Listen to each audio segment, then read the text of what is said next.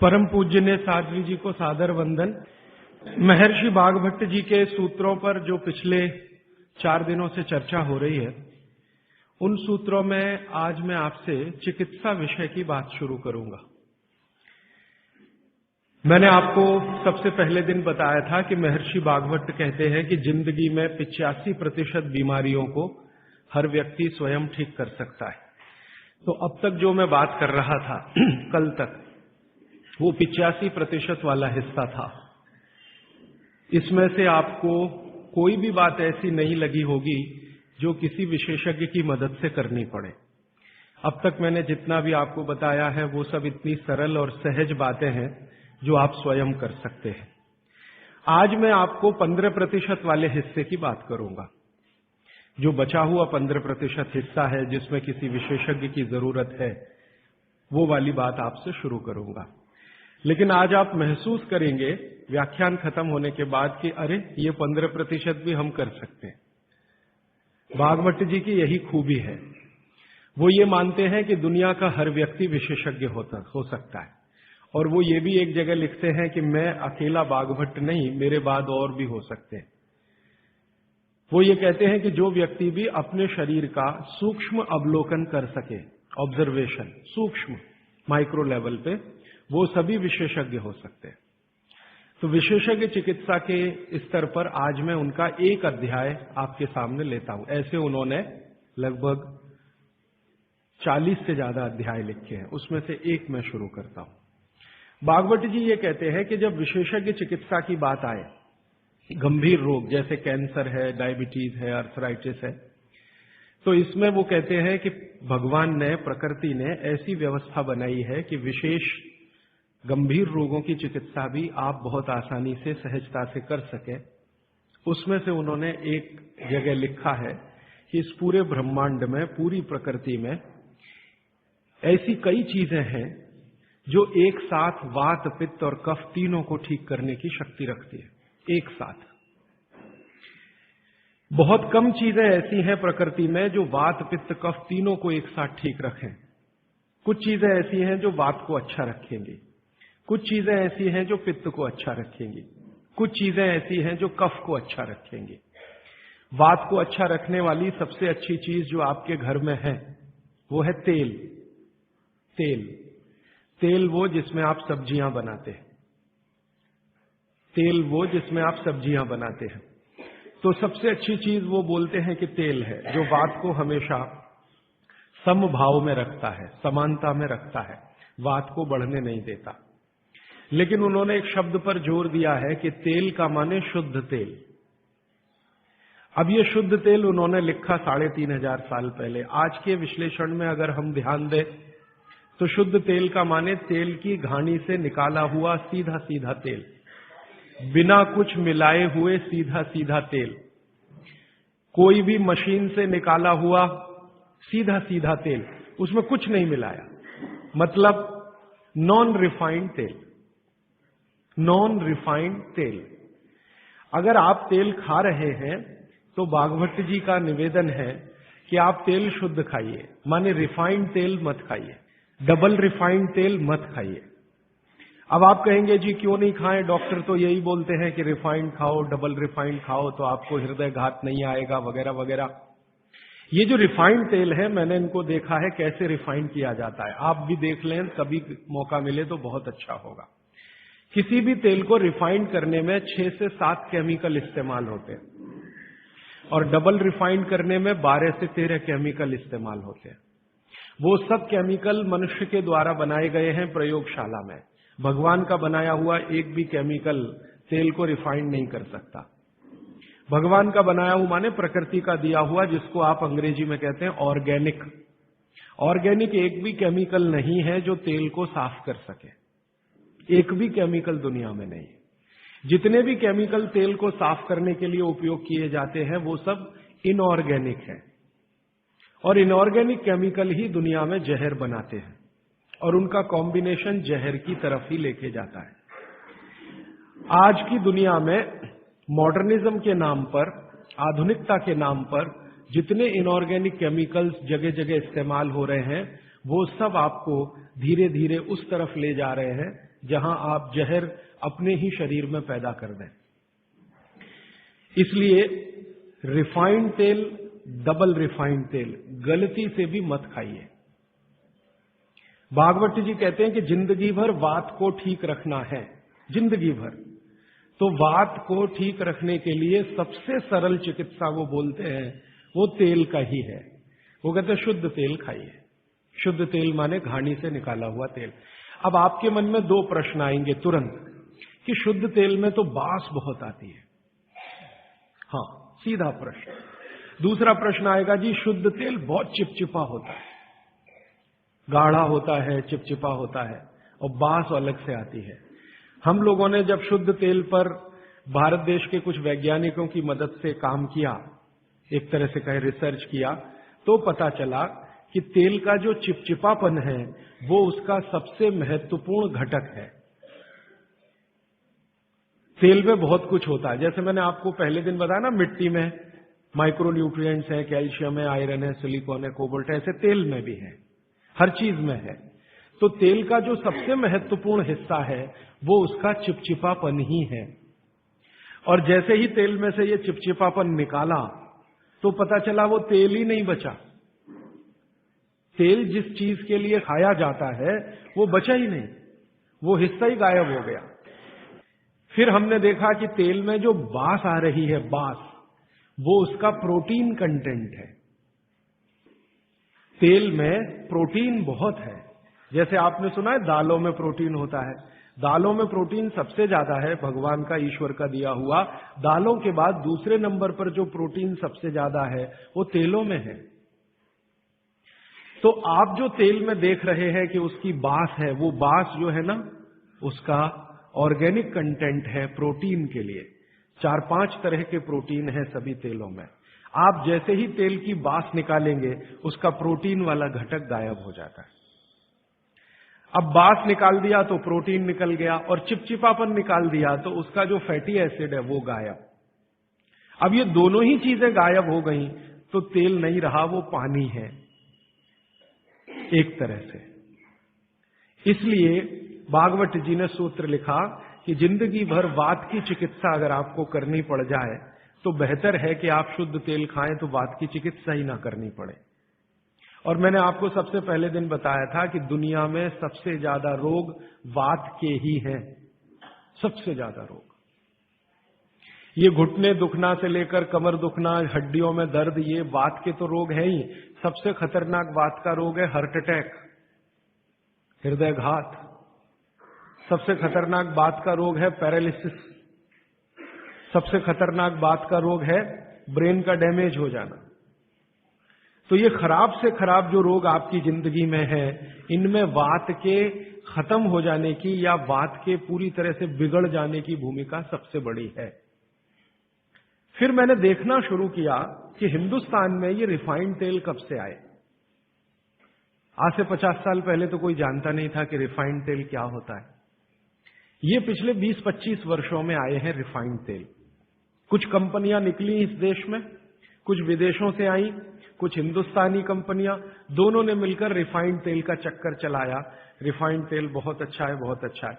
अब ये बहुत अच्छा उन्होंने कहा, किसी ने माना नहीं, तो डॉक्टरों से कहलवाया, बहुत बड़े बड़े डॉक्टरों से कहलवाया। जो डॉक्टर अपने मरीजों को कहते हैं कि भैया तेल हमेशा रिफाइंड ही खाना, ये वाला तेल लाना, वो वाला तेल लाना, अलग अलग ब्रांड के है ना, सफोला ले आना, सनफ्लावर ले आना, ये ले आना, वो ले आना। इन डॉक्टरों के साथ मैंने जब वार्ताएं करना शुरू किया, खासकर बंबई के कुछ डॉक्टरों को जो हर समय ये प्रेस्क्रिप्शन के साथ कहना नहीं भूलते कि तेल सफोला का ही खाना या तेल ये ही खाना, तो मैंने कहा डॉक्टर साहब सफोला से आपका क्या रिश्ता है? जो आप हर मरीज को कहते हैं तेल सफोला का ही खाना, ये क्यों नहीं कहते तेल तिल का ही खाना? ये क्यों नहीं कहते तेल नारियल का ही खाना? ये क्यों नहीं कहते तेल मूंगफली का ही खाना? ये सफोला कहां से आ गया? हमारे यहां तो नारियल का तेल होता है, मूंगफली का तेल होता है, तिल का तेल होता है, सफोला का तेल ये हिंदुस्तान का। तो वो डॉक्टर तो नहीं बताते, लेकिन उनकी पत्नियां बताती हैं कि वो सफोला वाला आता है ना। तो डॉक्टर साहब को कभी रेफ्रिजरेटर दे जाता है, कभी टेलीविजन दे जाता है, कभी डॉक्टर साहब और मुझे मिला के नेपाल की यात्रा करा देता है, कभी हमारे बच्चों के साथ हमको अफ्रीका की सफारी दिखा देता है। तो ये है चक्कर सारा कि एक तरह से किकबैक डॉक्टर साहब को प्रत्यक्ष और परोक्ष रूप से मिल रही है। इसलिए डॉक्टर साहब बार बार कह रहे हैं कि सफोला का तेल खाना। अब ये सफोला का तेल हमने लेकर टेस्ट किया लेबोरेटरी में। सूरजमुखी का तेल जो अलग अलग ब्रांड का है वो टेस्ट किया लेबोरेटरी में।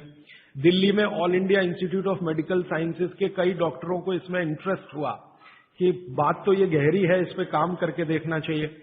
तो वो डॉक्टरों ने जो कुछ भी निकाल के दिया है रिसर्च के रूप में, है तो बहुत मोटा हिस्सा, अगर बात करूं तो बहुत दिन बीत जाएंगे, उसका निष्कर्ष एक वाक्य में बता देता हूं कि तेल में जैसे ही आप बांस को निकालेंगे और उसका चिपचिपापन हटाएंगे, वो तेल ही नहीं रहता, तेल के सारे महत्वपूर्ण घटक निकल जाते हैं।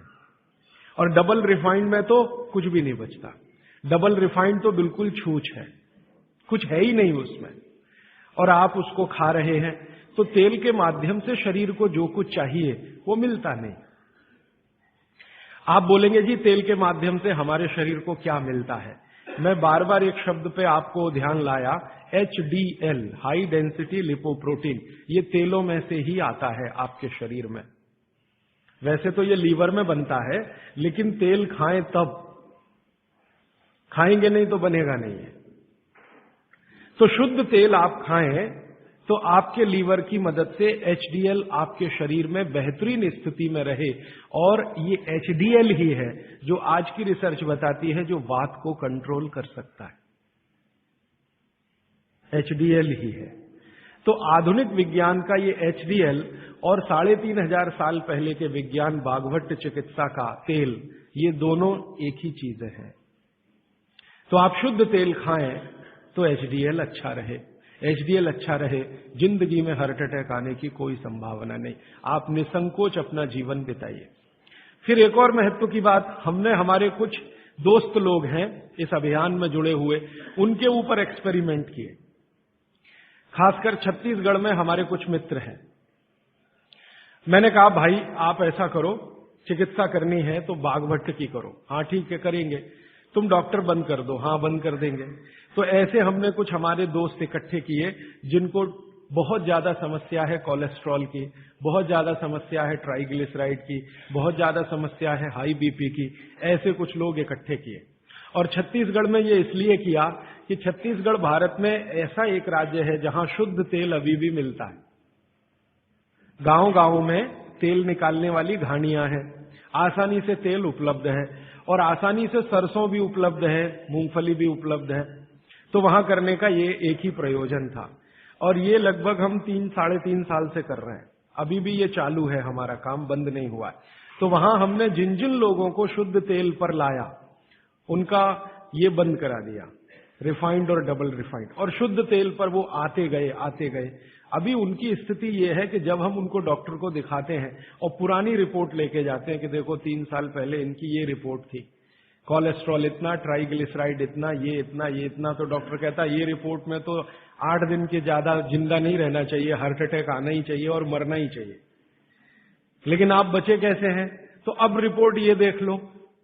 आज की रिपोर्ट उनको दिखाते हैं तो वो कहते हैं कि मिरेकल है, ये मिरेकल कुछ नहीं है, चमत्कार कुछ नहीं, बस एक ही है कि शुद्ध तेल खाया उन्होंने और जो तेल के घटक होते हैं वो भरपूर मात्रा में उनके शरीर को मिले, इसलिए उनके ट्राइग्लिसराइड्स लेवल कम हुए, कोलेस्ट्रॉल लेवल माने VLDL, LDL कोलेस्ट्रॉल लेवल कम हुए, HDL उनका बहुत तेजी से बढ़ा, ब्लड प्रेशर उनका अपने आप कम हुआ, हार्ट अटैक आने की जो कंडीशन बनी हुई थी वो पूरी तरह से खत्म हुई। और अब इतना काम करने के बाद मुझे ये कॉन्फिडेंस हो गया है कि उनमें से 2 हमारे कार्यकर्ता तो ऐसे हैं जिनको हार्ट में भयंकर ब्लॉकेज थे, अभी चेक कराएंगे तो वो ब्लॉकेज भी नहीं मिलेंगे। ये आया रिपोर्ट और बागभट्ट जी का देखकर फिर मैंने देखना शुरू किया। आप भी जरा पुरानी चीजें याद करिए, 20 साल पहले की, 25 साल पहले की। तो हमारे घरों में बहुत सारी चीजों में बहुत बार तेल का उपयोग होता था और तेल के साथ घी का उपयोग तो और भी ज्यादा होता था। तेल और घी एक ही कैटेगरी मान लें आधुनिक विज्ञान के हिसाब से। वैसे आयुर्वेद के हिसाब से दोनों अलग कैटेगरी हैं, लेकिन 1 मिनट के लिए मान लें हम, कितने बार हम घी का उपयोग करते थे घरों में? शीरा बना रहे हैं, हलवा बना रहे हैं, बिना घी के बन नहीं रहा है। दाल में घी खा रहे हैं, रोटियों पे घी खा रहे हैं, सब्जियों में घी खा रहे हैं, और फिर सब्जियां तेल में बना रहे हैं। आप जरा कल्पना तो करिए, कितनी जगह तेल तेल तेल, कितनी जगह घी घी घी। और 40 साल पहले मैंने तो नहीं सुना, पता नहीं आपने सुना, मेरे पिताजी को मैं पूछता हूं कि कितने हार्ट अटैक होते थे, तो मेरे पिताजी कहते हैं अपने परिवार में तो एक भी नहीं हुआ। शायद आप 40 साल पहले के अपने परिवारों को देखें तो आपको भी पता चलेगा किसी को नहीं हुआ। तो जब उतना हम तेल और घी उपयोग कर रहे थे अपने दैनिक जीवन में, हमको हार्ट अटैक नहीं हो रहे थे। ये पिछले 10-12 वर्षों में क्या ऐसा हो गया जो इतने हार्ट अटैक हो रहे हैं? परसों किसी ने मुझे कहा कि 17 साल के एक बच्चे ने हार्ट का ऑपरेशन कराया अभी यहां चेन्नई में, अपोलो में या पता नहीं कहां। अब 17 साल की उम्र में आपको बाईपास करवाना पड़े, एंजियोप्लास्टी करानी पड़े, ये तो दुखद स्थिति है। और ये दुखद स्थिति बहुत दिन समझने के बाद पैदा हुई है रिफाइंड तेलों से, डबल रिफाइंड तेलों से। तो भागवत सूत्र के अनुसार आज मैं आपको विनती करता हूं कि जिंदगी भर वात की बीमारियों से अगर बचना है आपको, तो तेल शुद्ध खाइए, तेल एकदम शुद्ध खाइए। अब आपका तुरंत अगला प्रश्न आएगा, जी चेन्नई में मिलता नहीं, दुनिया में ऐसी कोई चीज नहीं है जो कहीं ना मिले। अर्थशास्त्र ये कहता है कि आप डिमांड खड़ी करो, हर चीज की सप्लाई होती है। जब रिफाइंड और डबल रिफाइंड तेल बिक सकता है तो शुद्ध तेल भी यहीं मिलेगा। आप जितने लोग यहां बैठे हैं, अगर आप ही आज संकल्प कर लें कि हम तो शुद्ध तेल ही खाएंगे, कल से देखना बहुत सारी यहां ऑयल मिलें लग जाएंगी, तेल निकालने वाली मिलें लग जाएंगी। और अब घानी लगाना बहुत ही आसान है। पहले एक जमाना था जब घानी लगाओ तो खर्चा बहुत होता था। अब तो 20-25 हजार रुपए की छोटी मशीन आती है और उसी मशीन में सब तरह के तेल निकल सकते हैं। अलग अलग मशीन भी लगाने की जरूरत नहीं। आप चाहे तो घानी भी लगा सकते हैं, वो तो 18-20 हजार की ही आती है, बैल से चलने वाली घानी। वो अब महंगी नहीं रह गई है और बहुत आसानी से तेल निकल आता है। तो इसलिए आप तेल शुद्ध की तरफ बढ़ जाइए। और मैं आपको जो रिसर्च कहती है वो कह रहा हूं कि जिस तेल में चिपचिपापन जितना ज्यादा होगा वो आपके लिए उतना ही उपयोगी है। जिस तेल में बास जितनी ज्यादा होगी वो उतनी ही उपयोगी है। सरसों के तेल के बारे में सारे डॉक्टर्स ऑल इंडिया इंस्टीट्यूट के जो रिसर्च कर चुके हैं वो ये कहते हैं, सरसों के तेल का डब्बा मुंह पे लगाओ और जो आंख में से आंसू तुरंत ना निकलें तो समझ लो वो नकली है। उसकी इतनी तेज बास आएगी कि आंख से आंसू निकल ही आएंगे, नाक चलना आपकी शुरू हो ही जाएगी। वो कहते हैं वो उसके शुद्धता की गारंटी है।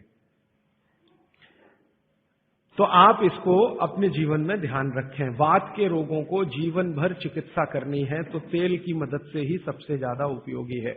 और तेल खाने के तरीके आप सब जानते हैं, उन्हें बताने की जरूरत नहीं है कि सब्जी में कितना तेल डालना, दालों में या आपके दूसरे भोजन पकवानों में तेलों का किस तरह से उपयोग करना।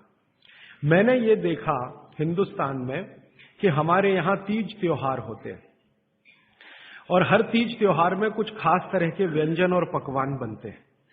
मैंने ये देखा है कि कुछ खास तरह के त्योहार में कुछ खास तरह का तेल उपयोग हो रहा है, दूसरे तरह के त्योहारों में दूसरे तरह का तेल उपयोग हो रहा है। उसके पीछे बड़ा साइंस है, बहुत बड़ा साइंस है, बहुत बड़ा विज्ञान है। वो विज्ञान ये है कि जैसे मान लीजिए होली के आसपास के त्योहार, चैत्र के महीने के त्योहार, फागुन और चैत्र के महीने के त्योहार। अब फागुन और चैत्र के महीने के त्योहारों में जो जो पकवान बन रहे हैं, आप उन पर अगर नजर डालें तो वो उस मौसम के हिसाब से बहुत ही अनुकूल है। दिवाली के आसपास के जो तीज त्योहार हैं, नवंबर दिसंबर के या अक्टूबर नवंबर के, उनमें जो पकवान बन रहे हैं वो खास तरह के प्रिपरेशन है, बहुत गहरा विज्ञान है। कभी मौका मिला तो इस पे अलग से ही बात करूंगा कि त्योहारों में पकाए जाने वाले जो व्यंजन हैं वो हमारे शरीर को किस तरह की मदद कर रहे हैं। हमारे वैज्ञानिकों ने, माने महर्षियों ने ये देखा कि जीवन के दिनों में, माने अगर ठंड के दिन है तो शरीर में क्या प्रकोप ज्यादा है, बरसात के दिन है तो शरीर में क्या प्रकोप ज्यादा है, गर्मी के दिन है तो शरीर में कौन सा प्रकोप ज्यादा, प्रकोप माने वात पित्त कफ, ये तीन ही तरह के। तो उनको संयमित रखने के लिए कौन सी चीजें प्रकृति ने दी हैं, तो व्यंजनों में वही चीजें डाली गई हैं। जैसे अब मैं आपको थोड़ा और स्पष्ट करता हूं, ये बात अमूर्त है लेकिन अब थोड़ी मूर्त करता हूं। सर्दी के दिनों में जितने भी त्योहार आप मनाते हैं या जितने भी त्योहारों में आप अपने जीवन को लगाते हैं, ये सब त्योहारों में आप देखो भोजन ज्यादा से ज्यादा आपके हिसाब से गरिष्ठ होता है। प्रिपरेशन कुछ इस तरह के होते हैं, जैसे आप तिल खा रहे हैं, सर्दी के दिनों में भरपूर तिल खाया जाता है और तिल के तरह तरह के व्यंजन बनाए जाते हैं। अगर आप गुजरात में रहते हैं तो अड़दिया खाया जाता है। अड़दिया दुनिया का इससे अच्छा शायद कोई पकवान ना हो। अड़दिया जिसको कहा जाता है, उड़द की दाल का बनता है अड़दिया। ऐसे ही राजस्थान के कुछ इलाकों में विशेष पकवान है, ऐसे उत्तर प्रदेश के इलाकों में कुछ पकवान है। लेकिन अगर महसूस करें तो ये सब भारी हैं, भारी गुरुत्व है इसमें। भागवत जी ने एक शब्द इस्तेमाल किया, गुरुत्व वाले पदार्थ, माने भारी हैं, आसानी से नहीं पचते, धीरे धीरे पचते। अड़दिया तो आसानी से नहीं पचेगा, तिल की चीजें भी आसानी से नहीं पचने वाली हैं। लेकिन जिन दिनों में हम ये खा रहे हैं उन दिनों में शरीर के लिए यही अच्छा है कि कोई चीज आसानी से ना पचे, धीरे धीरे पचे, देर में पचे। क्यों? अब ये ठंडी के दिन होते हैं तो ठंडी के दिनों में शरीर में पित्त जो है ना थोड़ा कम होता है, पित्त थोड़ा कम होगा, वात ज्यादा बढ़ा हुआ रहेगा और कफ सबसे ज्यादा बढ़ा हुआ रहेगा ठंड के दिनों में। अब कफ सबसे ज्यादा बढ़ा हुआ है तो कफ का असर हमारी जठर अग्नि पर है। अब कफ का असर जठर अग्नि पर है तो जठर अग्नि भी थोड़ी कम रहती है, थोड़ी, जो गर्मियों के दिनों में वो भड़कती है उतनी नहीं होती। तो अगर आपकी जठर अग्नि कुछ कम है, कफ के प्रभाव में है, तो आप भोजन भी ऐसे खाइए जो तुरंत पचने वाले नहीं है, धीरे धीरे पचने वाले हैं, ताकि जठर अग्नि उसके साथ मेल कर ले अपनी गति का। ऐसे समझ लो जठर की गति कम होती है तो खाया जाने वाला खाना भी कम गति से पचने वाला हो तो बहुत अच्छा है। तो सोच समझकर ये तय किया गया कि सर्दी के दिनों में तिल खाना है, सर्दी के दिनों में मूंगफली खानी है, सर्दी के दिनों में गुड़ खाना है, सर्दी के दिनों में घी सबसे ज्यादा खाया जाता है। और आपने अक्सर वैद्यों से सुना होगा सेहत बनानी है तो यही दिन सबसे अच्छे हैं, माने खूब अच्छा अच्छा खाओ। और भगवान का दिया हुआ भी इन महीनों में भरपूर होता है। तिल भी इन्हीं महीनों में आते हैं, मूंगफली भी नई इन्हीं महीनों में आती है, चने भी इन महीनों में नए आते हैं। तो अच्छा खाना खाने का समय यही माना जाता है सर्दियों का। और अच्छा खाना वो जो गुरुत्व वाला है, गुरुत्व वाला वो जो थोड़ा धीरे धीरे धीरे धीरे पचता है। तो कितना बड़ा मेल बिठाकर हमारे लोगों ने हमारे व्यंजनों को त्योहारों के साथ जोड़ा। गर्मी के दिनों में उल्टा होता है, गर्मी के दिनों में आपका पित्त भड़कता है, माने अग्नि तीव्र है, तो आप ऐसा खाना खाओ जो जल्दी हजम हो जाए। बारिश के दिनों में सम रहता है, पित्त जो है बहुत ही कम होता है। तो बारिश के दिनों में यह कहा जाता है कि भैया सबसे हल्का खाना खाओ बारिश के दिनों में, क्योंकि पित्त उस समय सबसे कम है। और कई बार तो कहते हैं जी एक ही बार खा लो तो अच्छा है बारिश के दिनों में। और जैन समाज वाले तो जानते हैं कि बारिश के दिनों के खाने में बहुत रिस्ट्रिक्शन है। क्यों जी? ऐसा खाना तो आप खा ही नहीं सकते जिसमें पानी बहुत हो, क्योंकि शरीर में ही पानी बहुत होता है उस समय, प्रकृति के हिसाब से शरीर चलता है। तो बारिश के दिनों में अक्सर आपने सुना है जैन साधु संतों के मुंह से कि हरा पत्ती का सब्जी मत खाओ, हरा सब्जियां मत खाओ, ये वगैरह वगैरह। हरे पत्ती की सभी सब्जियां बहुत पानी भरी भरी, पानी शरीर में ही पहले से ज्यादा है क्योंकि बारिश में नमी ज्यादा है। तो आप ज्यादा पानी के शिकार होंगे। ज्यादा पानी भी अच्छा नहीं है, कम पानी भी अच्छा नहीं है।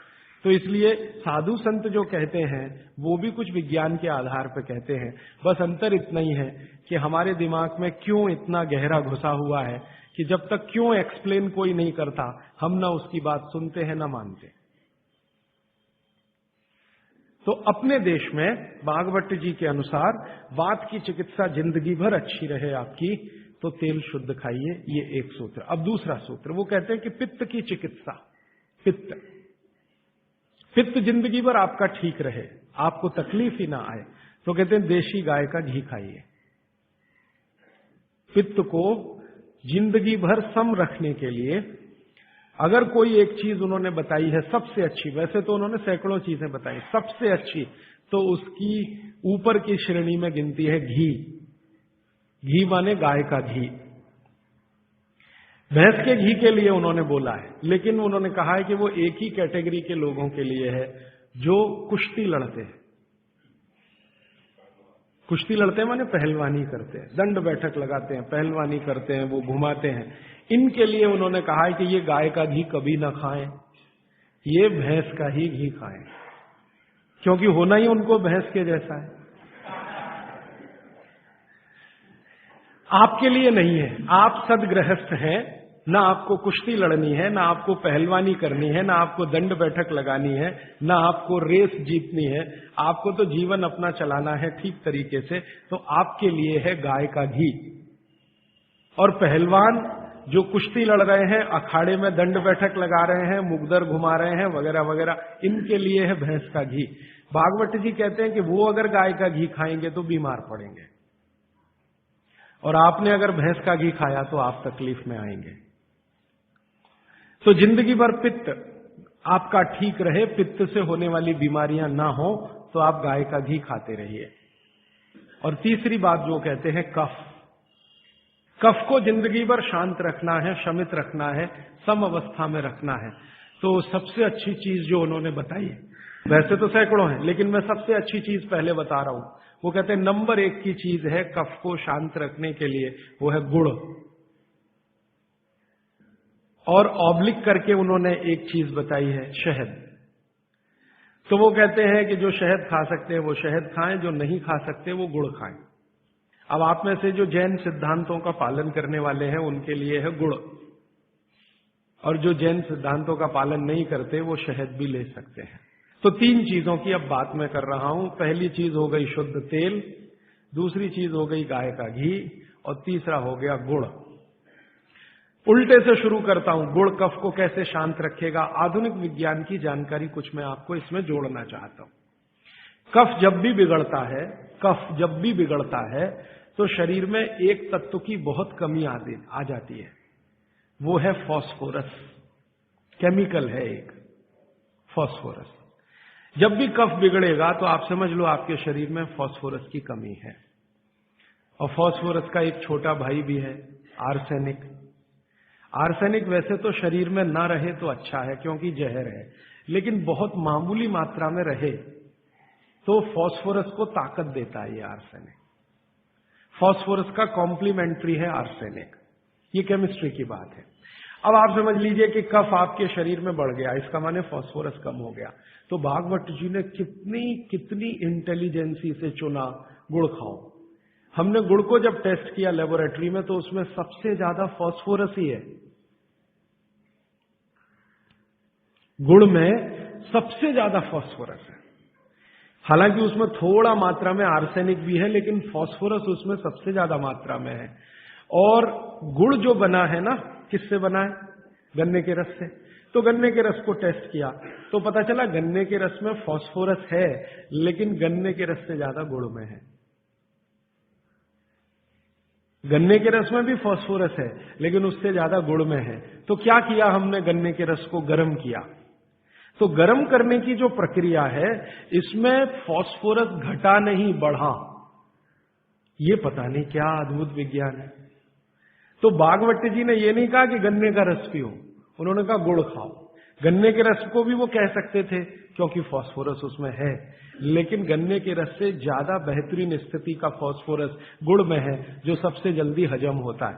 ये गुड़ ऐसी अद्भुत चीज है जो 1 दिन के बच्चे को भी खिलाया जा सकता है। 1 दिन के बच्चे को, आज बच्चा पैदा हुआ, आप शाम को उसे गुड़ दे सकते हैं, आज ही दे सकते हैं।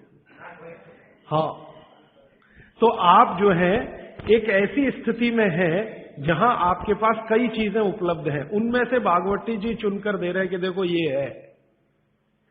अब गुड़ बनाने के पहले एक और चीज बनती है जिसको मराठी में कहते हैं काकवी, तरल गुड़ कहिए उसको, तरल गुड़। राब कहते हैं कई लोग उसको, राब, राजस्थान में राब कहते हैं। वो ये कहते हैं कि गुड़ और राब में आपके पास अगर चॉइस है तो राब खाइए, वो गुड़ से भी ज्यादा अच्छी है। तो राब हमने बनवाई और उसको टेस्ट किया लेबोरेटरी में, तो गुड़ से बेहतरीन स्थिति का फास्फोरस राब में है। तो आपकी जिंदगी का इसको हिस्सा बना लीजिए, हिस्सा। कफ की जिंदगी में तकलीफ कभी भी नहीं आए जो आप राब और गुड़ खाएं। ये आपकी